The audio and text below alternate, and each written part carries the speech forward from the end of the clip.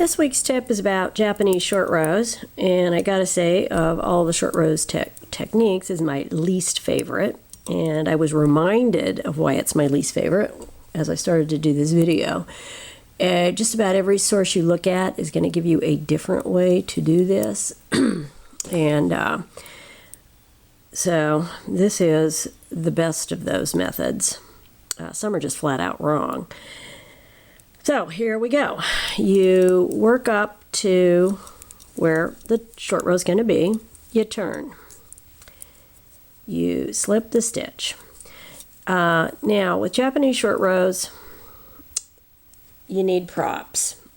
Now, you can do this without the props, but the first few times you do it, it's better to use the props so that you can see what you're doing. And I'm using little safety pins. You slip the stitch, you put the safety pin on the working yarn, and then you work to your next location. And you can see that where it's actually marking is the space between the slip stitch and the first stitch. So you work to where your next one is. And this is your purl side one. And I'm working up to 4 stitches. Again, this is my least favorite because every time I have to do it, I have to look it up. Okay, I turn, I slip, I get my prop. Anytime I have to use props, I'm not thrilled. And there's another reason why. Okay, come on, little safety pin. All right, got it there, work the next stitch. As I said, you can do this without these pins, which makes it less of a pain, but you have to be able to identify that spot. Okay, I'm going to do 2 more, and I'm on the knit side. I work to 4. I turn, I slip, I put my pin on, and you want to make sure you get your pin around the yarn, not through it. If you put it through it, it's going to be kind of messy. Okay, so I work 1, 2, 3, 4, 2 more, turn, slip, and use my prop. And there I go. Now, I've got that anchored in place. If I look at these on the back, I can see these little pins. And what I'm going to be doing is I'm going to be joining these little catches with the stitch on the other side of the short row. And that's where the difference in the versions show up. In some cases, it has you joining, knitting this together with this stitch, and that doesn't really work.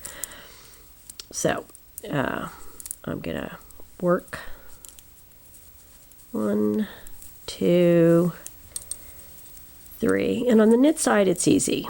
Okay, I work the slip stitch. I take and now you'll see why these pins are handy. I take it and I put that loop over on my left needle, and I knit those 2 stitches together, which closes the hole. And work that stitch, get this little guy, put it on here, take it off. Now again, if you can see where those loops are, you don't need to use the pins, but they are kind of a handy holder. And I work. Now I'm going to do the purl side, and as typical, everything on the purl side is a little different. It's easier to do these things on the knit side. All right.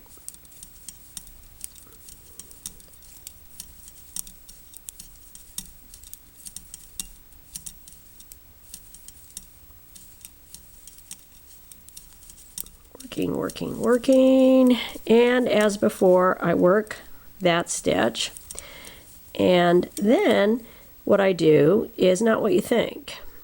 You'd think I just put this over here and then work those 2 stitches together. But if you do that, what happens is the little caught stitch is on top of, in fact, I'll show you that real quick. It's on top of the right side of the work. And so what you have, what is that? Oh, it's my yarn tail, excuse me. If I work that stitch that way,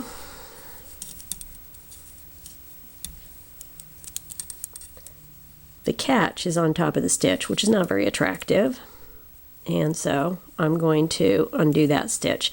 And what I need to do is, there's my little catch right there. I need to slip this stitch and put the catch on the other side of that stitch and then work them together. And that will guarantee that the stitch is on top, not the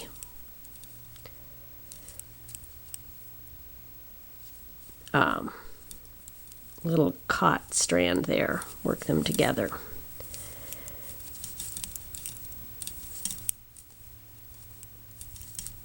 Now, when it comes to short rows, what I suggest you do is you try out the different techniques, and you can see that that looks pretty good. Try out the different techniques and see which one you like best and which one you like working best, if it's going to be quite a few of them.